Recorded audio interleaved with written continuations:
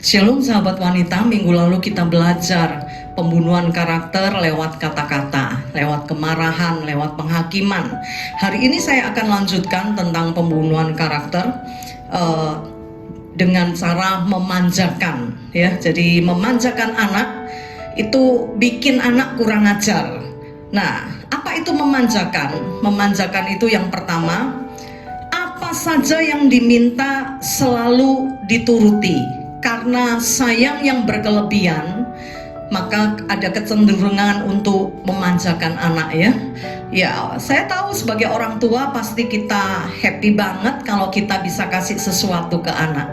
Tetapi sesuatu yang berlebihan, ya, itu pasti tidak baik. Apalagi kalau kita menuruti apa saja yang diminta oleh anak. Nah, kalau dari kecil kita terbiasa dengan hal itu, maka nanti kita akan kesulitan ketika dia menjadi dewasa. Seorang teman berkata, enak ya, kamu anak laki tapi nurut, anakku wedok tapi tidak nurut, begitu ya.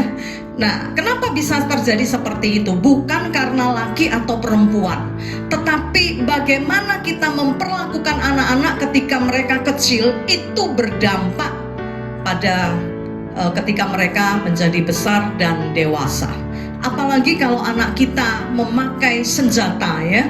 Anak kecil biasanya kalau minta sesuatu tidak dituruti, apa yang dia lakukan? Nangis. Tidak cuma nangis, gulung-gulung. Nah, saya tahu ini senjata anak-anak. Karena itu saya tidak pernah memberi kesempatan anak saya memakai senjatanya. Nah, biasanya orang tua menuruti karena misalnya ya di mall, dia minta sesuatu dan kita tidak beliin, maka dia nangis. Nah, dia nangis, kita cuekin, maka dia akan gulung-gulung, gitu ya. Nah, kalau saya dari awal saya nggak kasih kesempatan, mau gulung-gulung, saya tetap tidak akan menuruti permintaan dia, bahkan tak tinggal. Nah, kalau kita berani tegas, saya percaya tidak ada anak yang berani ditinggal. Dia cuman pura-pura tok, gitu ya. Tetap ini. Tapi saya percaya dia pasti ikuti, matanya mengikuti kita kemana. Kalau kita tinggal beneran, dia tidak akan berani. Jadi saya tidak kasih kesempatan anak saya untuk mengintimidasi saya, ya, memakai senjatanya. Ada banyak orang terlalu lemah begitu ya, takut malu, kan tidak enak ya di mall anaknya gulung-gulung. Saya bilang, kamu mau nangis sampai gulung-gulung? Sekali mami bilang enggak, pasti enggak. Dan itu tidak pernah dia lakukan. Untungnya dia tidak pernah lakukan itu, begitu ya. Sampai dewasa pun dia menjadi satu pribadi yang sangat mengerti. Jadi bukan kebetulan anak kita menjadi seperti apa, gimana, sesungguhnya sebetulnya itu yang menciptakan kita. Kalau kita salah memperlakukan anak kita, ketika dia besar, ketika dia dewasa, kita yang akan menuai. Kan tidak enak kalau punya anak begitu, tidak bisa dibilangi, apalagi bantah-bantah begitu ya. Saya nggak mau. Saya memang dekat dengan anak, tapi saya nggak biarkan anak saya kurang ajar. Saya bilang ini mami, bukan temen, begitu ya. Suatu hari dia cerita, temennya Hizkia itu sama mamanya, oh berani jendol-jendol kepalanya mamanya. Iyo, itu temenmu. Mami tidak seperti itu. Mami tidak mau. Mami memang sayang, dekat sama kamu, tapi mami tetap orang tuamu, bukan teman, gitu ya. Jadi saya ajarkan kepada anak saya bahwa saya ini orang tua yang harus dihormati, bukan konco, ya. Di dalam hal-hal tertentu kami berteman, bersahabat, gitu ya. Karena itu dia bisa cerita apa saja yang dia alami, bahkan masalah yang pribadi dia cerita, begitu ya. Tapi ada batas-batas. Nah, itu perlu diajarkan dari kecil, gitu ya. Nah, poin yang pertama ini, kalau kita menuruti setiap apa yang dia minta, berarti kita memanjakan dia. Coba evaluasi ya, kenapa anak kita jadi seperti itu? Ingat-ingat kembali apa yang kita lakukan ketika dia masih kecil. Pasti hal yang satu ini saudara lakukan, turuti aja, gitu ya. Yang kedua, memanjakan itu apa? Memanjakan itu boleh berbuat apa saja yang dia mau. Pokoknya mau begini, nggak mau tidur siang, oh ya wis nggak apa-apa gitu ya. Nggak mau makan ini, maunya makan ini gitu ya. Saya beri aturan pada anak saya, apa saja yang mami masak kamu harus makan. Nggak mau nasi goreng gitu ya. Kalau mau nasi goreng boleh, tapi pesen dulu gitu ya. Biasanya saya selalu begini, hari ini saya tanya, besok mau makan apa gitu ya. Nah, saya kasih kesempatan request baik suami maupun anak, besok mau makan apa gitu ya. Tapi kalau mereka nggak ajukan sesuatu sembarang gitu ya. Nah, besok misalnya saya masak soto, tiba-tiba anak saya pengen makan ayam goreng, oh nggak ada, boleh makan ayam goreng besok mami bikinin ayam goreng. Tapi hari ini, kemarin mami sudah tanya gitu ya, nggak ada yang request, ya sudah mami bikin ini dimakan. Kalau mau ayam goreng besok. Nah, ada anak-anak tertentu suka nasi goreng misalnya ya. Nah, nggak peduli mamanya bikin rawon, bikin soto, bikin apa, pokoknya dia harus makan nasi goreng. Dia beli begitu. Oh, dalam keluarga saya nggak ada seperti itu. Saya nggak biasakan anak seperti itu. Jadi saya biasakan dari kecil gitu ya. Dia harus makan apa saja yang saya masak. Nah, itu membuat dia jadi pribadi yang tidak rewel makan begitu ya. Ada anak rewel makan, ada yang tidak suka makan di rumah, maunya makan di luar gitu ya. Nah, ini kebiasaan dari kecil begitu ya. Nah, yang ketiga, memanjakan itu tidak ada larangan. Nah, peraturan, larangan pasti tidak disuka oleh anak-anak. Kalau kita tidak tanamkan ini dari mereka kecil, maka berarti kita telah memanjakan dia. Jadi dalam rumah ada aturan ya, ada larangan. Tidak boleh pulang sekolah harus pulang dulu, tidak boleh langsung main. Kalau mau main, kalau ada perlu, tidak apa-apa ya, kasih tahu orang tua. Nah, aturan-aturan seperti ini kita perlu berikan ya. Nah, karena kita tidak mau memanjakan anak kita. Karena akibat dari kalau kita memanjakan anak kita akan menjadi anak yang kurang ajar. Katakan bersama-sama, kalau memanjakan anak jadi kurang ajar. 1, 2, 3. Kalau memanjakan anak jadi kurang ajar. Ya, kalau kita selalu menuruti apa yang dia minta, maka dia akan bertumbuh menjadi satu pribadi yang nantinya sakarepe dhewe. Kalau minta tidak dituruti marah-marah. Kalau kecil dia nangis gulung-gulung. Kalau besar saudara bisa dibunuh loh. Saudara bisa dipukuli loh. Tidak sedikit ya anak yang minta duit tidak boleh, perhiasan mamanya diambil. Kalau tidak boleh dipukul. Itu bukan sinetron loh. Ada beneran loh seperti itu. Karena itu kita harus hati-hati di dalam mendidik anak kita. Kalaupun ya, nah kita telah salah, terjadi pembunuhan karakter sehingga karakter anak kita tidak baik, tidak usah khawatir, dia Allah yang memulihkan, amin. Tapi kalau belum terlanjur, ayo jangan manjakan anak kita. Memanjakan itu bukan wujud kasih sayang ya, tapi itu pembunuhan karakter. Saya sayang banget dengan anak saya, tapi saya tidak manjakan dia. Saya ajar dia, saya didik dia ya. Saya ajarkan mana yang baik, mana yang tidak baik, mana yang boleh, mana yang tidak boleh dilakukan. Saya ajarkan dia takut akan Tuhan. Itu yang harus kita lakukan sebagai seorang mama ya. Kalau kita mau anak kita karakternya baik, itu bukan sulapan, itu tidak terjadi begitu saja, tetapi itu dampak dari sikap kita, dari apa yang kita lakukan. Nah, kalau memang dari orang tua, kenapa ada anak yang baik, ada anak yang tidak baik? Semua itu kembali kepada perlakuan orang tua. Contoh ya, anak sulung biasanya itu kita semangatnya didik anak ya. Jadi diajarin, semua diajarin, tidak boleh begini, tidak boleh begitu, harus begini. Kalau dikasih bilang apa gitu ya. Tapi anak ke-10 udah tidak seperti itu. Wis bosen mbok ngajari ya, dari anak pertama, kedua, ketiga, keempat diajari. Kalau dikasih bilang terima kasih. Nah, udah ke-10 udah capek, wis tuwek mbok gak diajari. nggak ngomong terima kasih, dibiarin gitu ya. Nah ini akan membawa dia membentuk kepribadiannya, bahkan menjadi karakternya. Kenapa ada orang nggak tahu berterima kasih? Karena nggak pernah diajari orang tuanya. Kita orang tua harus mengajar anak kita. Amin. Jadi jangan salahkan anak. Kenapa anak nggak tahu terima kasih? Ya, kenapa anak begini? Kenapa nggak nurut? Kenapa? Dan kenapa? Coba balik kepada diri sendiri. Apa yang telah kita lakukan terhadap anak-anak kita? Jangan-jangan kita melakukan sesuatu yang salah. Nah, pembentukan karakter harus dilakukan sejak dini, ya. Jadi kalau anak nakal, kita harus kasih tahu, ayo nggak boleh nakal. Tapi banyak orang tua, oh dia belum ngerti.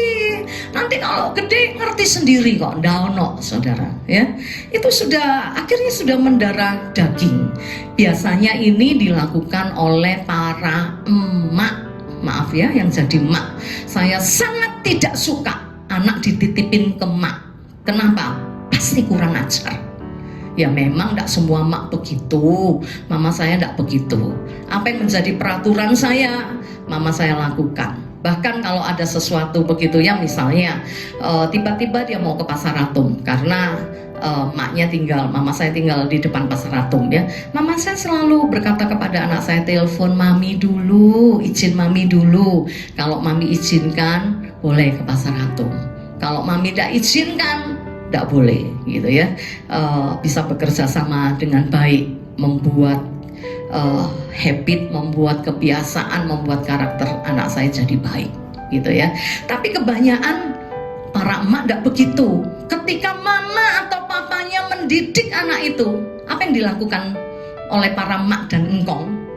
Pasti mereka berkata, arek diseneni ae, arek itu guru ngerti, kamu dulu juga seperti itu, nanti ngerti dewek kok. Tidak ada, maaf ya, saya berkata terus terang itu tidak ada. Jadi harus dibentuk sejak dini. Kalau sudah telat, sulit untuk mengubahnya. Karena itu malam hari ini mari kita sama-sama belajar. Tidak hanya perkataan kita yang bisa merusak, membunuh karakter anak kita, tetapi sikap kita pun sama ya. Kalau kita bersikap yang salah, itu menjadikan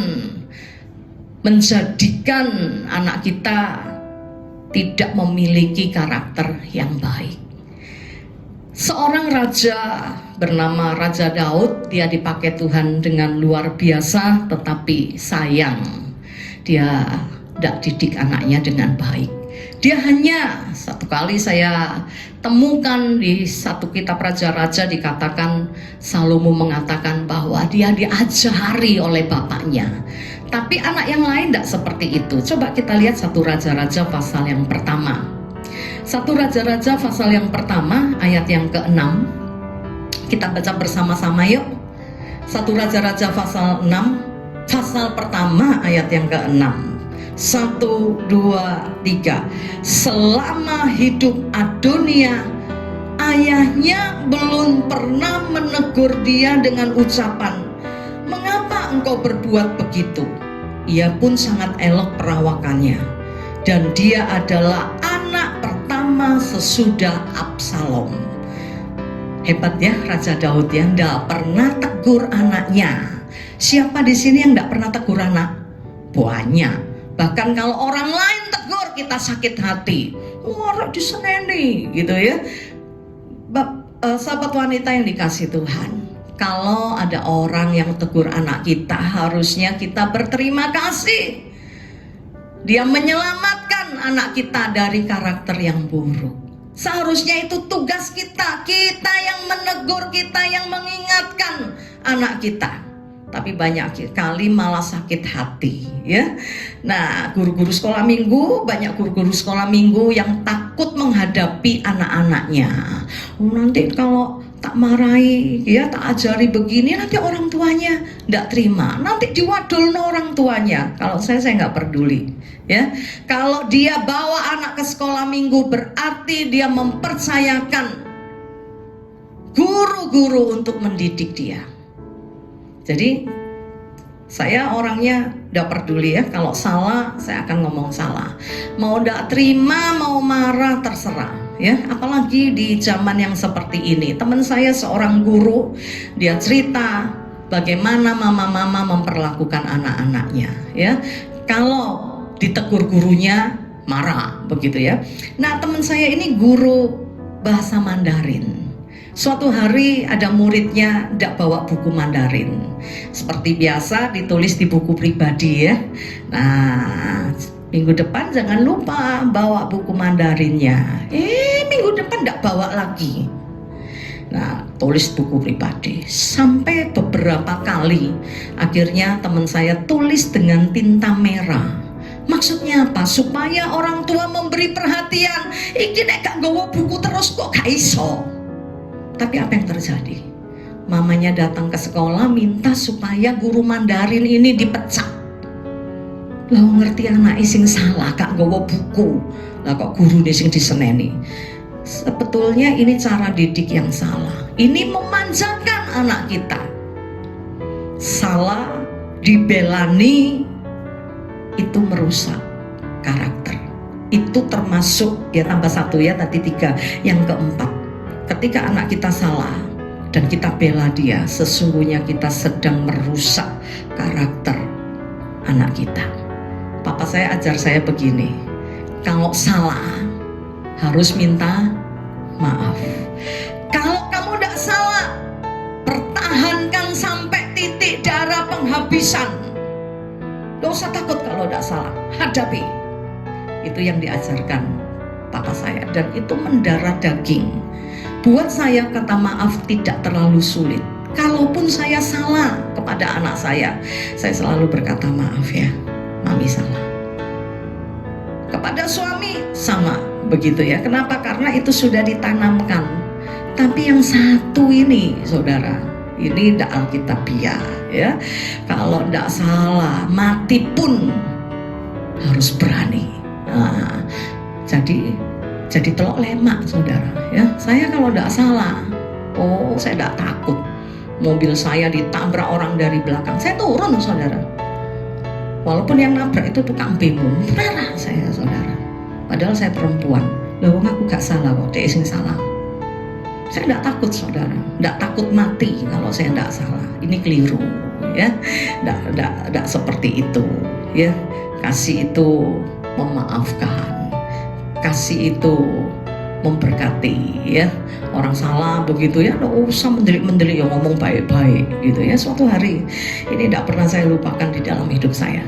Suatu hari mobil saya ditabrak dari belakang. Waget kan gitu ya. Lalu yang nabrak lari saudara. Saya bilang sama suami saya, waktu itu saya bersama suami saya, Uber bi gitu ya. Biarno, percuma. Kenakno kayak ngono kok. Harusnya dia berhenti minta maaf gitu ya. Kita tidak perlu diganti wong iki asuransi. Tapi kan kurang ajar. Pokoknya saya provokasi untuk kejar saudara. Nah ya, suami tidak mau ribut kali ya dengan saya. Korai iki timbang itu karena nabi korai ya, dituruti, kejar saudara. Lah begitu terkejar, saya bilang potong gitu ya.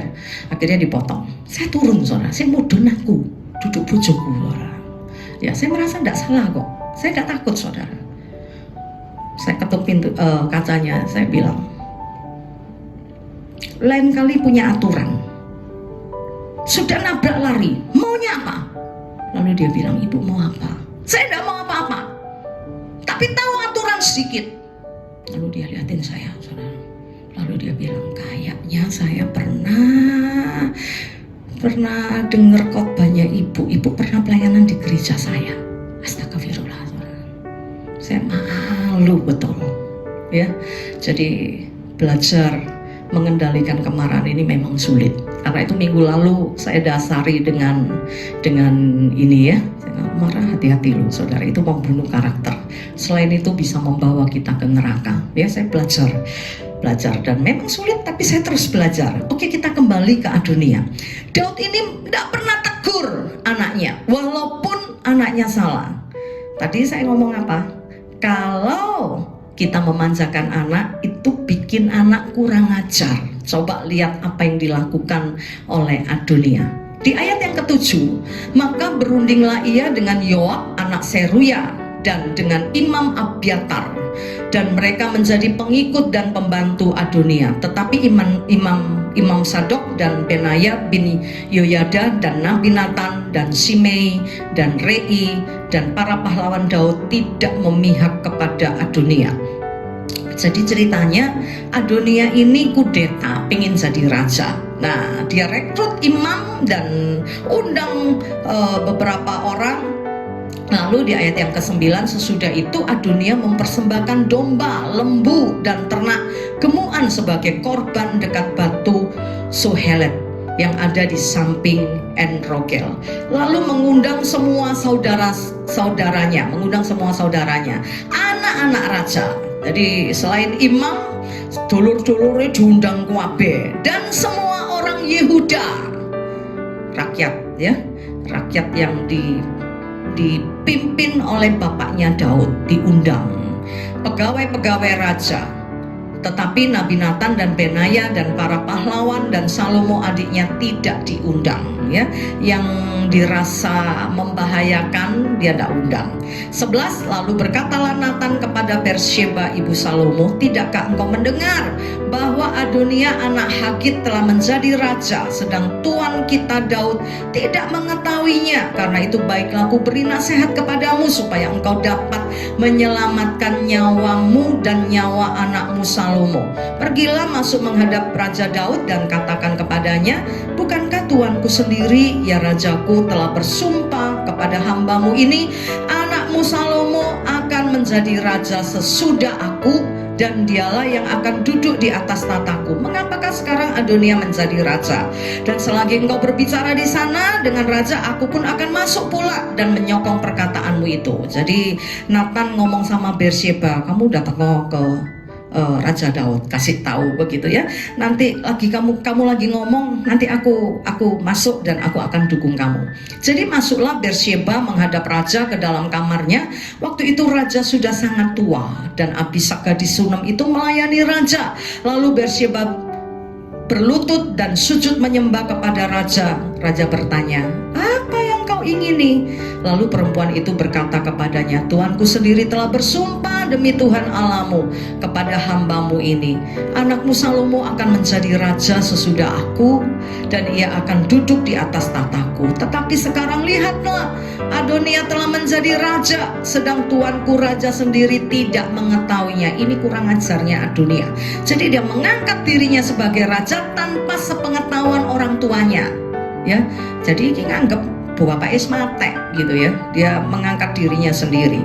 Ia telah menyembelih banyak lembu, ternak gemuan dan domba, dan telah mengundang semua anak raja dan Imam Abiatar dan Yoab panglima itu. Tetapi hambamu Salomo tidak diundangnya, dan kepadamulah ya tuanku raja tertuju mata seluruh orang Israel, supaya engkau memberitahu kepada mereka siapa yang akan duduk di atas tahta tuanku raja sesudah tuanku.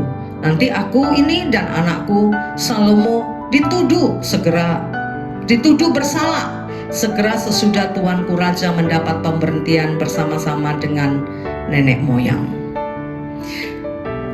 moyangnya. kurangnya. Oke. Jadi kisah ini Adonia yang begitu dimanjakan jadi kurang ajar.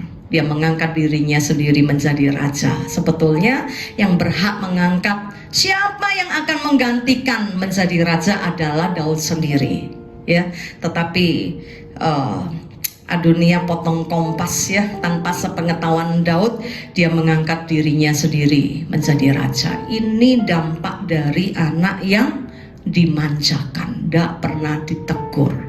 Malam hari ini saya tidak panjangkan firman Tuhan. Ayo kita belajar menjadi orang tua yang bijaksana. Tidak bijak sini ya. Nah, kalau bijak sini itu tahu anak salah tapi dibelani, itu bijak sini. Tapi harus bijaksana. Kalau memang anak kita salah, yo disalahno gitu ya. Kita harus belajar punya hati yang tulus, hati yang murni. Kalau memang salah, yo salah. Saya lakukan itu terhadap anak saya. Dalam pelayanan pun ya, saya pernah dulu ngomong sama pembina yang ini ya, ketua PAW. Kalau anak saya salah, skors tidak apa-apa. Oh jangan gitu ya, musuh anak pendeta diskors. Lo gak apa-apa. Kalau dibiarkan nanti jadi apa? Begitu ya, saya tidak mau. Kalaupun dia salah, ya peraturan harus ditegakkan. Tidak ada, oh ini anak pendeta, tidak boleh dihukum, sing dihukum, yang lain dihukum, tidak ada, saudara. Saya pun mengajarkan anak saya ketika saya bawa anak saya di retreat, saya bilang sama dia walaupun dia masih kecil, di rumah kamu anaknya mami, nanti di retreat kamu peserta retreat, kamu harus mentaati semua peraturan, tidak atik mami-mami, begitu ya. Kalau mau ikut-ikut, kalau enggak, akhirnya dia ikut. Gitu ya, dan dia bergaul dengan peserta retreat yang lain. Hasilnya apa? Hari ini anak saya menjadi anak yang menjadi orang yang mudah bergaul ya, dengan siapapun dia bisa bergaul. Kenapa? Saya tidak manjakan dia, saya ajar dia, begitu ya. Saya tidak pernah spesialkan dia, nggak podoy gitu ya.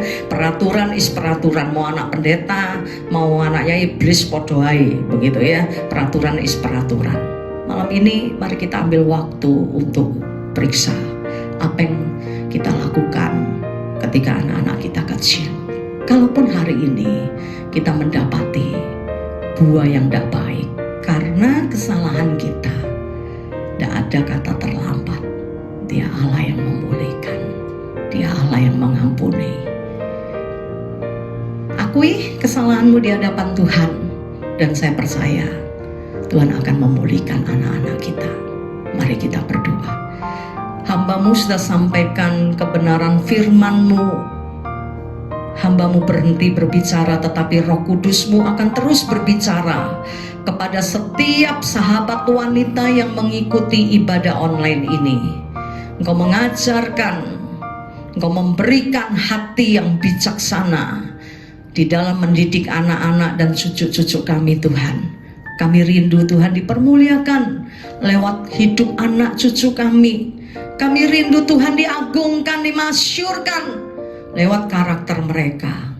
Biar orang melihat ada Yesus yang hidup di dalam anak-anak kami, di dalam cucu-cucu kami, di dalam keturunan kami. Kalaupun kami sudah bersalah, kami percaya Tuhan mengampuni kami, dan Tuhan yang memulihkan anak cucu kami. Terima kasih Bapak, terima kasih, kami serahkan anak cucu kami kepadamu.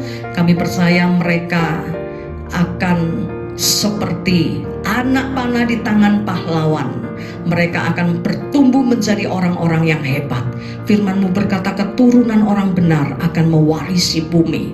Kami percaya itu akan terjadi pada anak cucu kami. Mereka akan lihat kemuliaan Tuhan. Kami tahu kami tidak mampu untuk didik anak kami dengan baik. Karena itu kami angkat tangan ke surga. Kami mohon Tuhan menolong kami di dalam mendidik anak-anak kami. Dan kami terima berkat, rahmat, dan anugerah dari Allah Bapa. Di dalam cinta kasih dari Putra-Mu yang terkasih, Tuhan kami Yesus Kristus. Dan di dalam persekutuan dengan Roh Kudus menyertai kami. Mulai hari ini sampai Maranatha, Tuhan datang kembali. Yang percaya diberkati Tuhan bersama-sama katakan amin. Selamat malam, Tuhan memberkati kita semua. Bagi sahabat wanita yang membutuhkan doa dan konseling, bisa menghubungi Pastor Elizabeth Low di nomor WhatsApp 0812 310 11 000. Terima kasih, Tuhan Yesus memberkati.